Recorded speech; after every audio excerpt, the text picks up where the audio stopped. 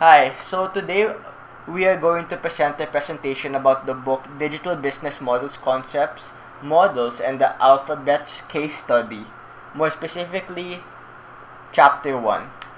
Before we start, let us introduce ourselves. I am Alejandro Garcia. I'm Gabriel Gaza. Welcome to our presentation. This is the book. So, first, let's talk about the author. Who is he? What credentials does he have to talk about these things? So, our author, Professor Dr. Bernd W. Wirtz, is quite seasoned in the field of business, with him studying business administration in Cologne, London, and Dortmund, with this achieving him a master's in business administration. He worked as a lecturer in media management at two schools, one in Germany and one in Switzerland. And in 1994, he obtained a doctorate in the field of new media and competition. There is more to him, such as being an editorial board member of multiple journals and being a consultant and a professor. But knowing what we know right now, we can tell that he is very seasoned in this field. To keep it simple, this chapter, Chapter 1, works as an introduction for the entire book. Though it's only a chapter, there are a bunch of key takeaways that we can get from it. So, to summarize the introduction portion of this chapter, we learned that in recent years, the creation and use of business models have been skyrocketing attention. In the past, business models were not used as much, as businesses mostly relied on more traditional ways of handling business. For example, especially in the 20th century, many businesses used ideas from the era of the Industrial Revolution, whilst business models were only starting to get introduced into first world countries.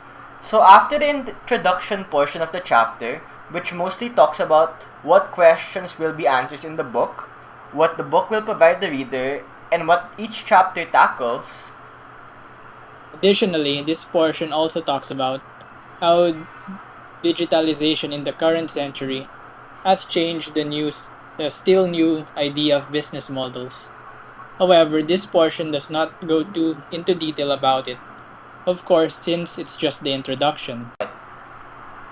The author goes into detail about where the idea or the concept of a business model originated from. So basically, the history of the business model.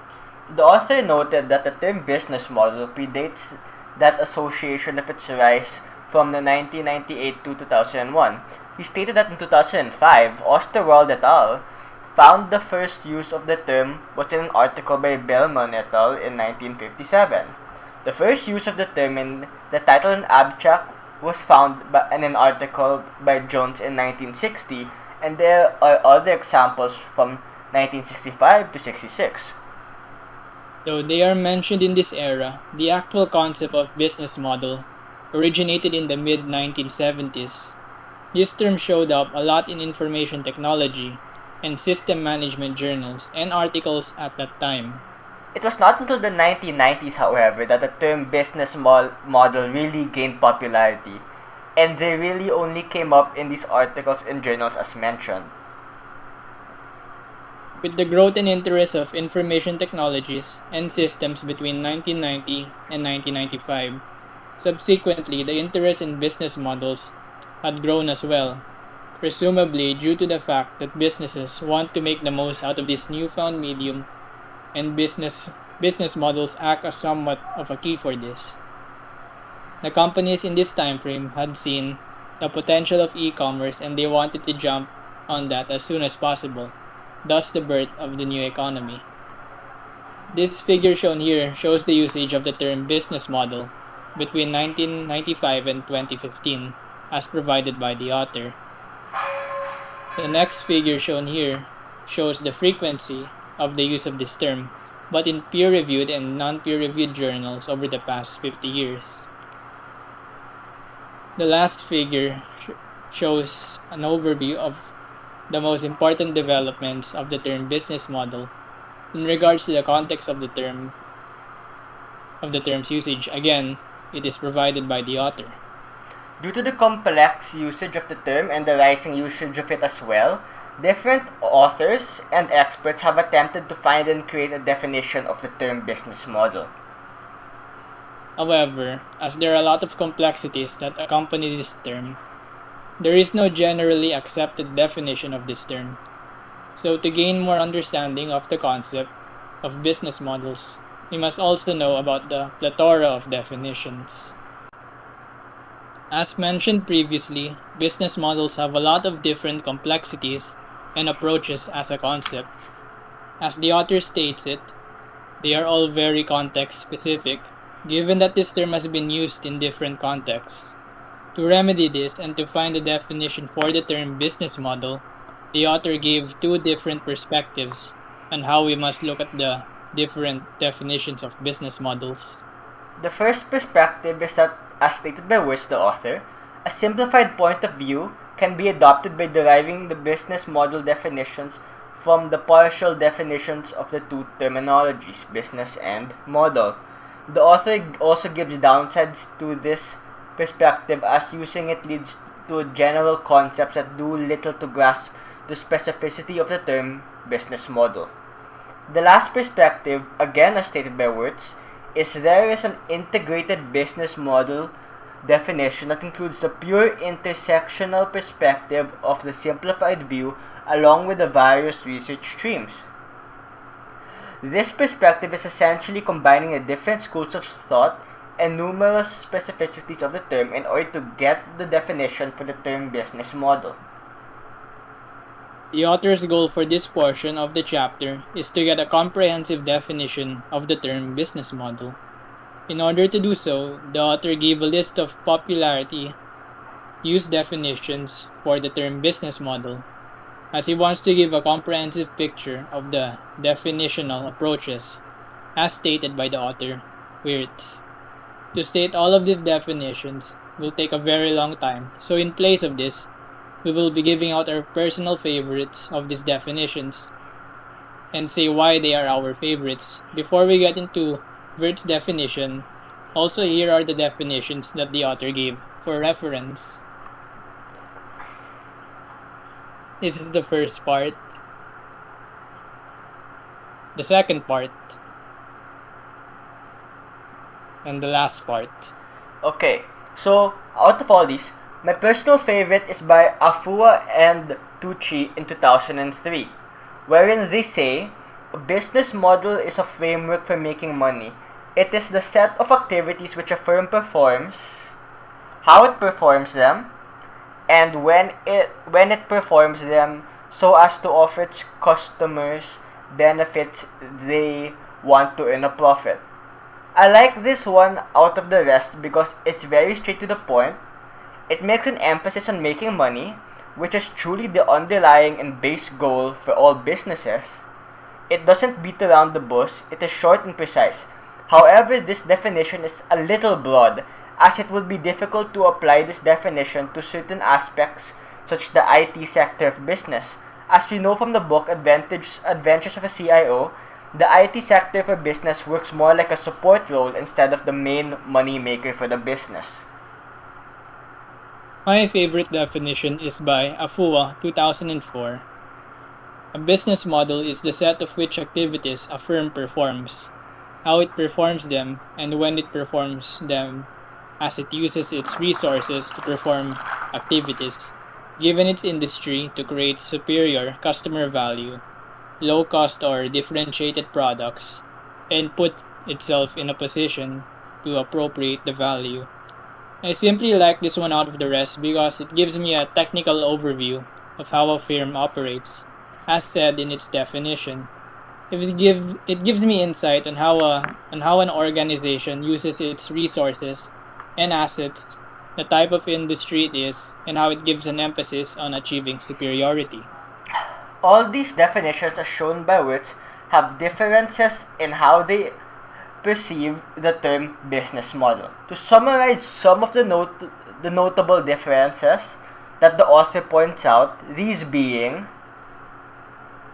Campbell in 2000, Ryport and Jaworski in 2001, Hedman and Calling in 2002 and Johnson et al. In 2008 gives a general overview of a component-based business model definition.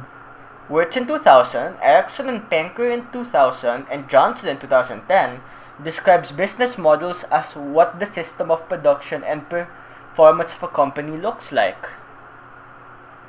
And Afoa and Tucci in 2003 represents business models in a more abstract and corporate way than the rest. Abstract being that the definition involves more general ideas rather than specifics. There are more differences that the author gives, but to say them all will take a little bit too long. The definition that the author came up with in regards to his analysis of the different definitions of what an integrated business model is goes as follows. A business model is a simplified and aggregated representation of the relevant activities of a company. It describes how marketable information, products and or services are generated by means of a company's value-added component. In addition to the architecture of value creation, strategic as well as customer and market components, and considering in order to realize the overriding objective of generating and preserving a competitive advantage. When it comes to business model management, which evidently focuses more on the management aspect of what the business model can be used for instead of what it represents, Fritz gave this definition also based off his analysis of the previous definitions. Business model management is an instrument for the governance of a company and comprises all target-oriented activities concerning the design, implementation, modification, and adaptation, as well as the control of a business model, in order to realize the principal objective of generating and securing competitive advantages. Given these definitions that the author gave, what do we personally think of these definitions? Personally, I like these definitions that the author gave. I like the first one because it tackled the definition of business models with a holistic approach. I feel like it can be used in regards to the different facets and complexities that the term business model has carried throughout its existence. I also like how it mentions that it can give companies competitive advantages over other companies. When it comes to the second definition, the one about business model management, well, I like this one too. I like how the author stated that it is used as an instrument for governance. I think that it's a good way of putting it, but the definition emphasizes more on the fact that it will give competitive advantages. And I think that business model management can give more than just competitive advantages. Thus, the term being used here is a tiny bit broad. In the first definition, I like that it mentions that a business model is focused on providing relevant information on the company's or organization's activities, and how it capitalizes the use of information to give the company a competitive edge on the market. For the second definition, I found it interesting that the business model can be used as a tool for governing a company. So I think that the second definition is more focused on the centralized version of a business model.